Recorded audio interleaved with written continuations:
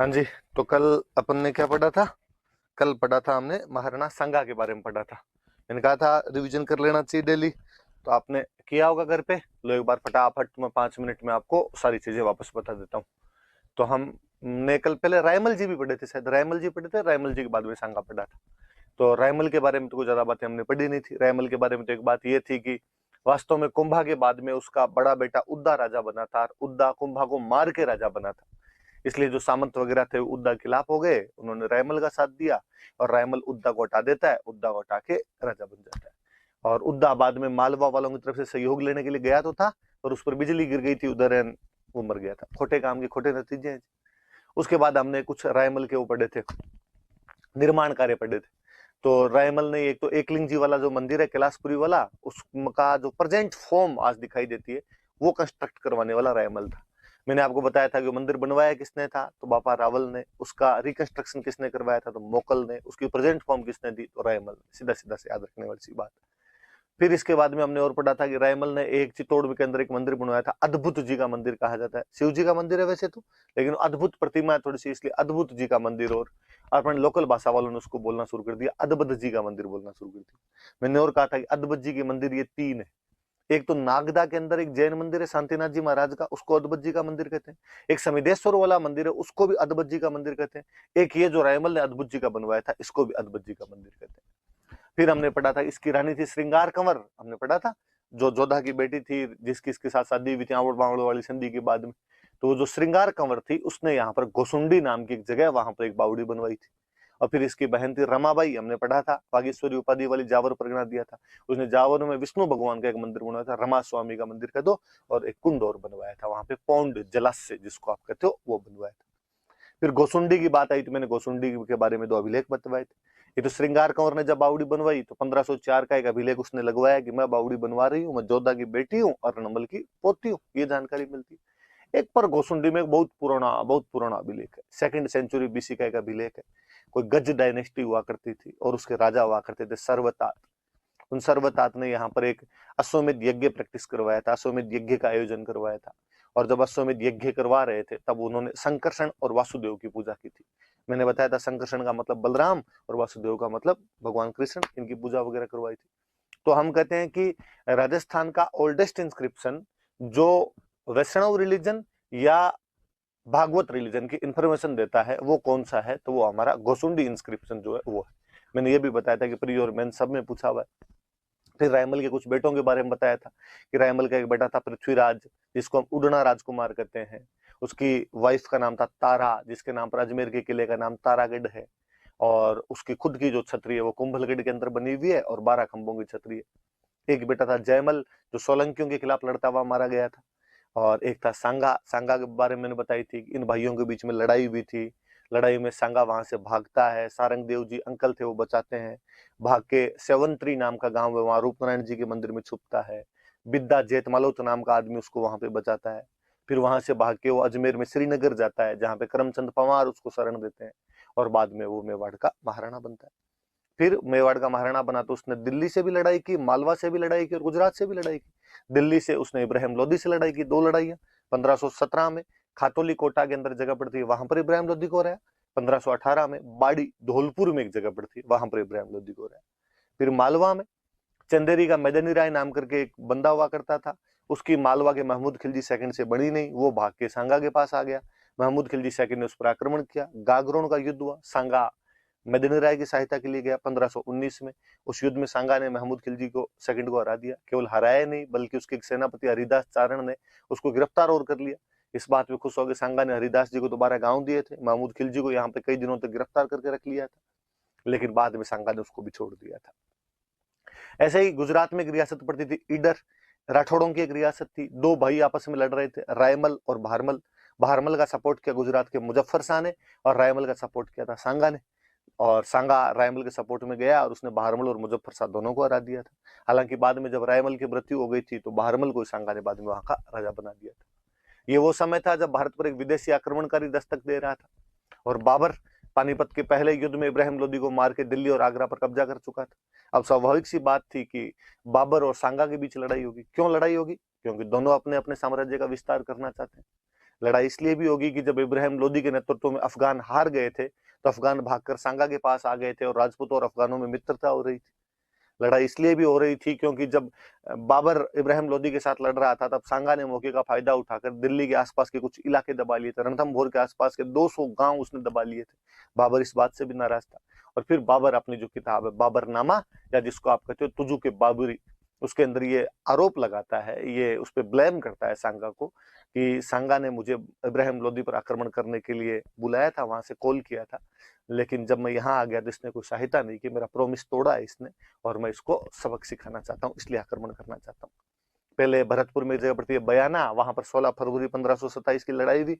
बयाना का जो डिफेंडर था, किले का जो रक्षक था मेहंदी ख्वाजा, उसने बाबर के पास मैसेज किया कि अकेले पार नहीं पड़ेगी। बाबर ने मोहम्मद सुल्तान मिर्जा को सेना देकर भेजा, लेकिन सांगा युद्ध में जीत गया। बाबर इस बार खुद आया। 17 मार्च 1527 को राजस्थान का विश्व प्रसिद्ध खानवा का युद्ध हुआ आपने, और खानवा वाले युद्ध के अंदर वीर विनोद में श्यामल दास जी कहते हैं खानवा वाला युद्ध 16 मार्च को। सांगा ने राजस्थान के सारे राजाओं को बुलाया था। मैंने बताया था इस व्यवस्था को पाती परवन कहते हैं। पाती का मतलब लेटर, परवन का मतलब भेजना। खूब सारे राजा गए थे, अलग से लिस्ट बनाई थी हमने, आप याद कर लेना उससे वो नाम। तो इधर बाबर ने भी कहा कि युद्ध नहीं जिहाद है। जो धर्म के लिए लड़ाइयां होती थी उनको क्या बोलते थे? जिहाद बोलते थे। फिर बाबर ने और कहा, बाबर ने कहा कि मैं आज के बाद शराब के हाथ नहीं लगाऊंगा, मैं मुस्लिम व्यापारियों से तमगा कर नहीं लूंगा। और बाबर युद्ध जीत जाता है। बाबर युद्ध जीत गया तो उसने उपाधि धारण की थी गाजी। बाबर युद्ध जीत गया, सांगा घायल हो गया युद्ध के अंदर। सांगा के घायल होने पर युद्ध को लीड किया था झाला अज्जा ने, सादड़ी का झाला अज्जा था, उसने युद्ध को लीड किया था। घायल सांगा को लेके आए थे बसवा दौसा में, जगह इलाज किया। फिर सांगा यहाँ से चंदेरी के मदनी राय की सहायता के लिए बढ़ा। इरीच नाम के गांव में यूपी में उसको जहर दे दिया गया। कालपी नाम के गांव में यूपी में उसकी डेथ हो गई। और मांडलगढ़ के अंदर भीलवाड़ा में अपने सांगा की छतरी बनी हुई। बात यह आई कि सांगा युद्ध के अंदर क्यों हार गया था, क्योंकि जो सांगा की सेना थी उसमें लैक ऑफ यूनिटी थी, एकता की कमी थी। उसकी जो आर्मी थी वो अलग अलग कमांडर इन चीफ के लीडरशिप में लड़ रही थी। एक कारण ये था कि बाबर के पास में कैनन्स थी, तोपें थी, और भारत वालों को तोपों के खिलाफ युद्ध नहीं करने आते थे। बाबर के लड़ने का तरीका वो एक अलग था, तुलगुमा पद्धति, फ्लैंकिंग मूवमेंट, जिसमें 3 तरफ से घेर के मारा करते थे। बयाना के बाद में 1 महीने का टाइम मिल गया था बाबर को तैयारी करने का। सांगा हाथों हाथ आक्रमण करता तो चांसेस ज्यादा बनते थे। सांगा घायल था, कहते हैं 80 घाव लगे हुए थे उसके तन पे। सैनिकों का भगनाव शेष ही कहा जाता उस आदमी को। फिर भी वो युद्ध के अंदर उतर गया था, उसे खुद युद्ध के मैदान में नहीं जाना था। फिर जब युद्ध में उसकी स्थिति थोड़ी डावाडोल हुई तो उसके कुछ साथी जैसे रायसीन का सलहदी तंवर और नागौर के खानजादे मुस्लिम जाके बाबर से बीच में मिल गए थे।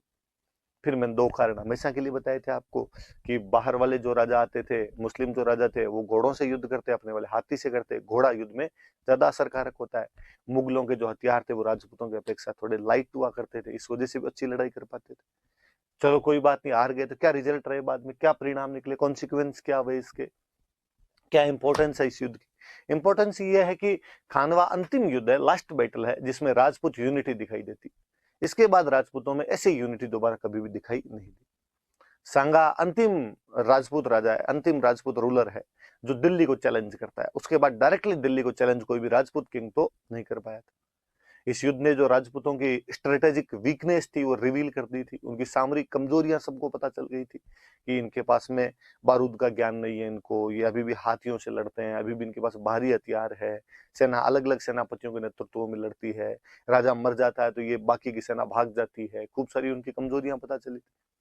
फिर सांगा एक बड़ा हिंदू राजा था। सांगा जब बड़ा हिंदू राजा नहीं बचा उसके बाद में, तो हिंदू आर्ट एंड कल्चर जो थी वो डिक्लाइन हुई, कहीं ना कहीं उसको नुकसान पहुंचा था उसके बाद। हालांकि इस युद्ध के बाद में भी मुगल राजस्थान पे कब्जा तो नहीं कर पाए थे। तो मुगलों को एक बहुत अच्छी चीज समझ में कि राजपूतों से विरोध नहीं, राजपूतों से सहयोग करके हम यहाँ पे रह सकते हैं। इसलिए बाद में अकबर ने सहयोग की नीति अपना ली थी, और सहयोग की नीति से उसने बाद में भारत को जीता था, या भारत पर उसने शासन किया था। सांगा की मैंने 2 उपाधियां बताई थी, एक तो सैनिकों का भगनाव से सही, और एक मैंने बताई थी हिंदू पथ। बाबर उसका जो विरोधी है वो भी उसकी तारीफ करता है, और वो कहता है कि उसके दरबार में 7 राजा, 9 राव और 104 सरदार रहा करते थे। ये बातें हमने सांगा के बारे में पढ़ी थी। अब हम आगे पढ़ते हैं, आगे क्या क्या बातें हुई थी। ये देखो रिवीजन में वापस 5-7 मिनट ही लगते हैं, आप पढ़ लिया करें वापस, थोड़ा सा सुनना। देखो बात, इससे थोड़ी सी इतर बात बताओ। सांगा के सबसे बड़े बेटे थे भोजराज।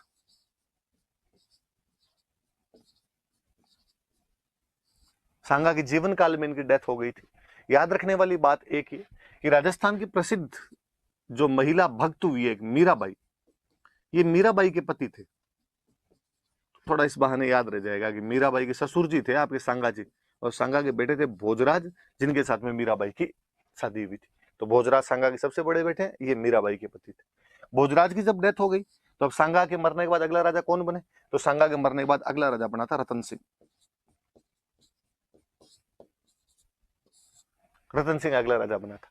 इसकी बूंदी के सूरजमल के साथ नहीं बनती थी।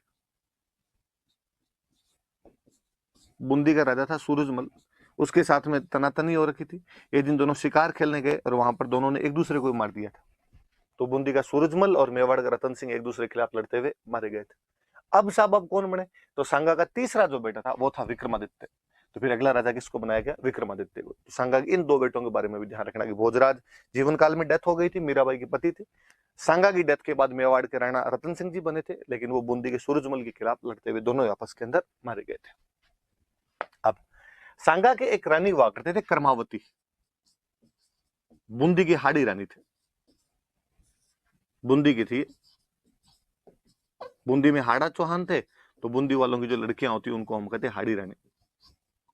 और इसके दो बेटे हुए थे, एक तो ये विक्रमादित्य और एक बेटे का नाम था उदय सिंह।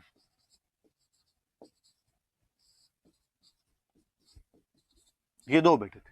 विक्रमादित्य राजा बना, विक्रमादित्य में ज्यादा लखन थे नहीं, विक्रमादित्य में लखन नहीं थे तो अब संभाले कौन शासन? तो कर्मावती ने कहा मैं खुद संभाल लूंगी, और कर्मावती इसकी गार्जियन बनी, इसकी संरक्षिका बनी। तो कोई पूछ ले कि भाई जो सांगा की रानी कर्मावती थी वो मेवाड़ के कौन से राणा की गार्जियन बनी थी, कौन सी राणा की पैटर्न बनी थी, उसको प्रोटेक्ट करती थी? तो अपने बेटे विक्रमादित्य की गार्जियन बनी थी। इस टाइम गुजरात के अंदर एक राजा हुआ करता था बहादुर शाह। बहादुर शाह को समाचार मिले, बहादुर शाह को पता चला कि सांगा की डेथ हो चुकी है। सांगा की डेथ होने के बाद में रतन सिंह जी राजा बने, रतन सिंह जी की भी डेथ हो गई है। अब विक्रमादित्य राजा है, वो शक्तिशाली नहीं है, उसकी वाइफ ही संभाल रही है शासन। वैसे भी मेवाड़ खानवा के युद्ध के बाद में थोड़ा जर्जर स्थिति के अंदर आ चुका है। तो बहादुर शाह ने इसका फायदा उठाने की सोची और बहादुर शाह 1533 में अटैक कर देता है। तो 1533 में बहादुर शाह ने अटैक कर दिया। जब 1533 में बहादुर शाह ने अटैक किया तो लगा, कर्मावती को लगा कि पार पड़ेगी नहीं, अभी अभी युद्ध हारे थे, उसके अंदर बहुत हालत खराब हो गई, राजा जल्दी जल्दी चेंज हुए हैं, बेटा भी इतना शक्तिशाली नहीं है, मुझे संभालना पड़ रहा है सब कुछ। उसने बहादुर शाह के साथ संधि कर ली, बहादुर शाह को एक किला दे दिया, रणथंभौर। रणथंभौर वाला किला दिया और कहा कि भाई साहब आप ये ले लो और वापस चले जाओ। बहादुर शाह वापस चला गया और बहादुर शाह ने कहा ठीक, ये किला मैं रख लेता हूं। और उसको लगा यार बिना लड़ाई यदि अपने को रणथंभौर मिल रहा है, ना हिंग लगे ना फिटकड़ी, अपने को ये रंग आए चोखा, ये सही लग रहा है अपने को। और वो रणथंभौर का किला लेकर यहाँ से वापस चला जाता है। पर वही बात है जी, शेर के मुंह में एक बार खून लग जाए तो बाद में वो नरभक्षी बन जाता है। बहादुर शाह को लगा यार ये वाला मामला ठीक, रणथंभौर बिना लड़ाई मिल गया, इस बार एक बार वापस अटैक कर देते हैं। इस बार रणथंभौर नहीं तो कोई दूसरा, कोई कुंभलगढ़, चित्तौड़गढ़, मेवाड़ वालों के पास तो खूब सारे किले, केवल कुंभाई 84 में से 32 बनवा के चला गया, छोटा मोटा और नहीं तो भोमट मचान ही लेके आएंगे। तो 1534 में एक वापस अटैक कर देता है। 34 के लास्ट में अटैक हुआ था, 35 तक चला था, तो हम उसको 34-35 का आक्रमण करते हैं। तो याद रखना कि पहली बार जब वो आया था तब तो रणथंभौर का किला लेके चला गया था, लेकिन उसने दोबारा 34-35 में अटैक कर दिया था। थोड़ा सा देखो अगले वाले पेज पे देखते हैं अपने इसको, ये समझना इस बात को। बहादुर शाह ने पहले 1537 में अटैक किया, रणथंभौर लेके चला गया, दोबारा 34-35 में दोबारा अटैक करता।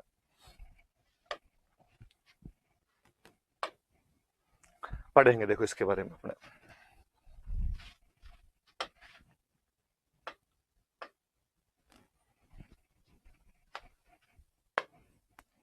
दूसरा जो अटैक है उसको हम इस नाम से जानते हैं, चित्तौड़ का दूसरा साके के नाम से जानते हैं। कर्मावती को पता चला कि दोबारा आ गया बहादुर शाह और उसको लगा कि यार ये ठीक है, और ऐसे यदि किले देते रहे तो पार पड़ेगी नहीं, तो तीसरी बार आ जाएगा, तो अब तो और कोई तरीका ही नहीं है, अब तो अपने को लड़ना ही पड़ेगा। और मैंने बताया था जब भी सेना कम हो और शत्रु की सेना ज्यादा हुआ करती थी, जो लड़ने का जो तरीका हुआ करता था उसको क्या बोलते थे? साका। मैंने ये भी बताया था साके में दो चीजें होती थी। साकर में महिलाएं करती थी जोहर, फायर बाथ कर लिया करती थी, अग्नि स्नान कर लिया करती थी, अग्नि में बैठ के जल जाया करती थी कि नहीं हमारे कोई भी दुश्मन है वो हाथ नहीं लगा सकता। अपने आन बान की रक्षा के लिए, अपने सतीत्व की रक्षा के लिए महिलाओं द्वारा जो अग्नि स्नान किया जाता था उसको क्या बोलते थे? जोहर किया जाता था। वरना यदि आपके घर वाले सब मर गए तो दुश्मन आपको उठा के ले जाएगा और सेक्स स्लेव की तरह रहना पड़ता है। इससे अच्छा उनको लगता था कि नहीं, हम हमारी जो प्रतिष्ठा है, हमारी जो मर्यादा, उसकी रक्षा कर लेंगे और हम इससे पहले जोहर कर लेती। और जब वो जोहर कर लेती, अब पुरुष हालांकि थोड़े से हुआ करते थे, लेकिन अब जब महिलाएं मरी गई तो उसके बाद में सारे पुरुष जितने भी होते थे वो केसरी कपड़े पहनते, केसरी कपड़े पहनकर बाहर लड़ने के लिए जाते। और अब एकमात्र उद्देश्य होता था कि दुश्मन को अधिक से अधिक कितना नुकसान पहुंचा सकते। तो पुरुष क्या करते थे, केसरिया।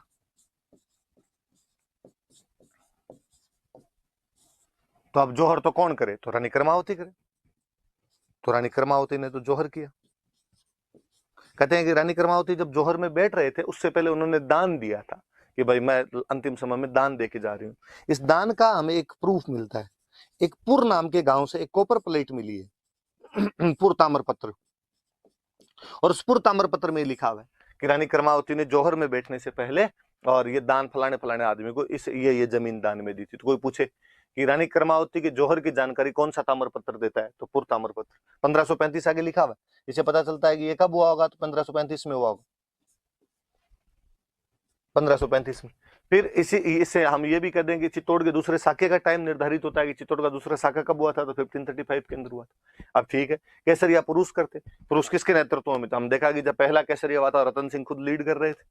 लेकिन अब राणा तो विक्रमादित्य, और विक्रमादित्य में ज्यादा लक्षण थे नहीं। और कहते हैं वैसे भी कर्मावती ने विक्रमादित्य और उदय सिंह जो छोटा भाई था, इन दोनों को आक्रमण से पहले अपने पीहर भेज दिया था। मतलब इन दोनों के ननिहाल भेज दिया था। ननिहाल कहाँ पे, बूंदी। ये तो बूंदी के अंदर थे। अब कौन करे, तो कहा भाई किले का जो सबसे सीनियर आदमी उसको दे दिया जाए। तो किले में एक सीनियर आदमी था, बाघ सिंह।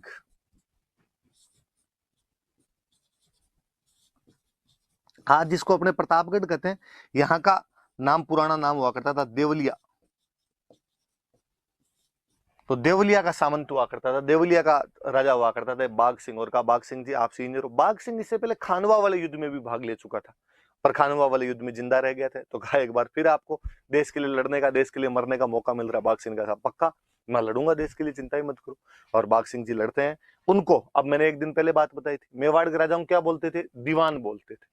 और अब इस दिन राजा की जगह लीड करने के लिए कौन जा रहा है, बाघ सिंह जा रहा है। तो बाघ सिंह का नाम पड़ गया था देवलिया दीवान। तो याद रखना, इस बाघ सिंह को देवलिया दीवान कहा जाता है। देवलिया का मतलब प्रतापगढ़ है।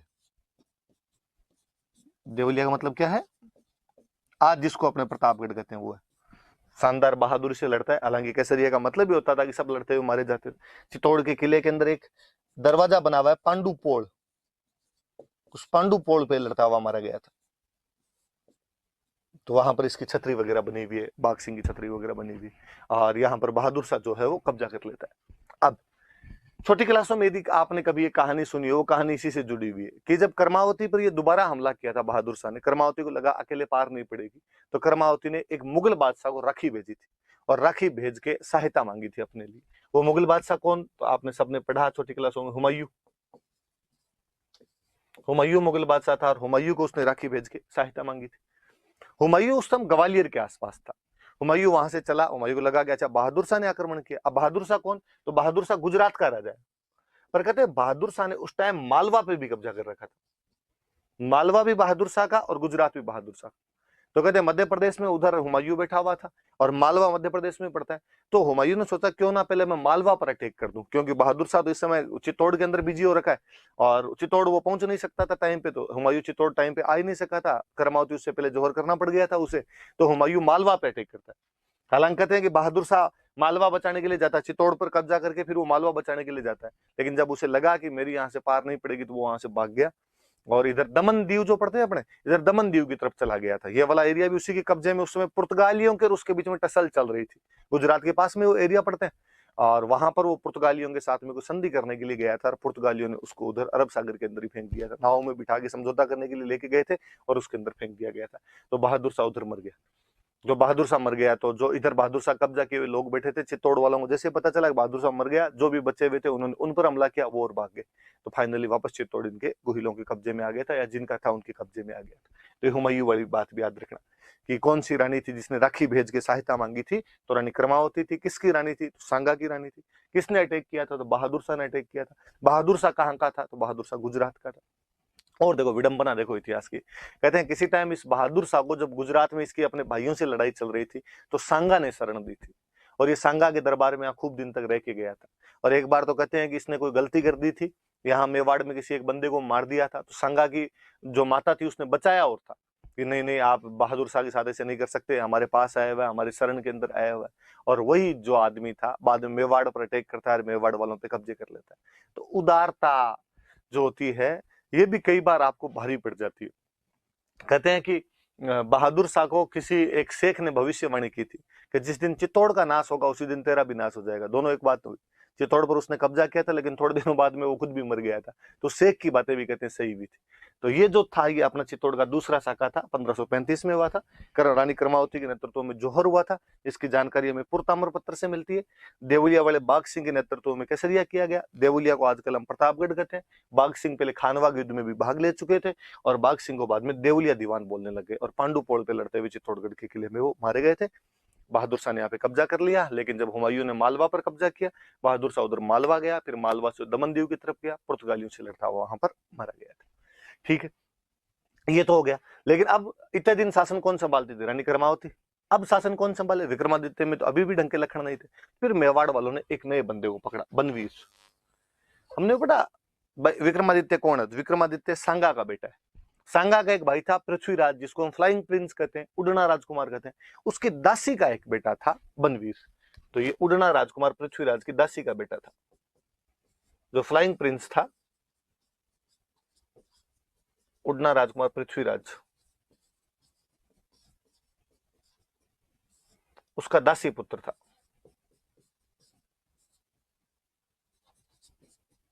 कॉन्क्यूबाइन दासी को कहते हैं, उसका कॉन्क्यूबाइन सन था, दासी का बेटा था। तो इस बनवीर को कहा कि बनवीर यार थोड़े दिन तक तू संभाल ले यहाँ का शासन। इसने कब तक का? विक्रमादित्य के बाद उदय सिंह छोटा है, उदय सिंह थोड़ा समझदार हो जाए तब तक तो इसको संभाल ले, बाद में हम उदय सिंह को राजा बना देंगे यहाँ पर। इसने कहा ठीक। अब बनवीर शासन संभालने लगे यहाँ पे। लेकिन बनवीर जब गद्दी पर बैठा तो बनवीर को लगा यार मामला थोड़ा डंक है, पर उसको लगता है यार राजा अपने कब तक बने रहेंगे, राजा वाली गद्दी पर कब तक बैठेंगे जब तक उदय सिंह बड़ा नहीं हो जाए।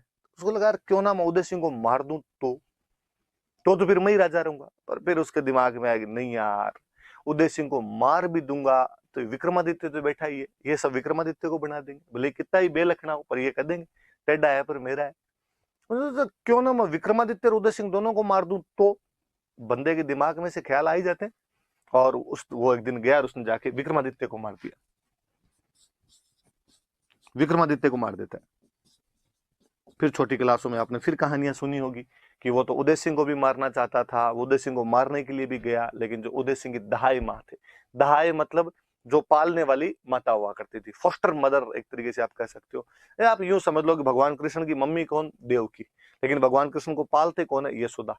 तो रानियों के बच्चों को जो पालने वाली महिलाएं होती, दाई, आज के टाइम में बोलो तो नर्स, और अपने हिंदी में बोलो तो आया जिसको अपने कहते हैं, वो सब दहाई से बने हुए शब्द है। दाई का दो, आया का दो, नर्स का दो, धाई माँ का दो। तो तब थोड़ा ज्यादा सम्मान देते थे, उनको धाई माँ बोल दिया करते थे। तो जो उदय सिंह थे, कर्मावती का बेटा था उदय सिंह, लेकिन कर्मावती पन्ना नाम की धाई थी, उनको दे के गए थे भाई मेरे बच्चे का ध्यान तू रखना। और पन्ना को जब ये समाचार मिला कि बनवीर पागल हो रखा है, उसने विक्रमादित्य को मार दिया है और अब वो उदय सिंह को मारने के लिए आ रहा है, उस बेचारी को और को सूझा नहीं। उसने अपना खुद का बेटा था चंदन, कहते हैं उसको उदय सिंह के कपड़े पहनाकर और वहां पर सुला दिया था।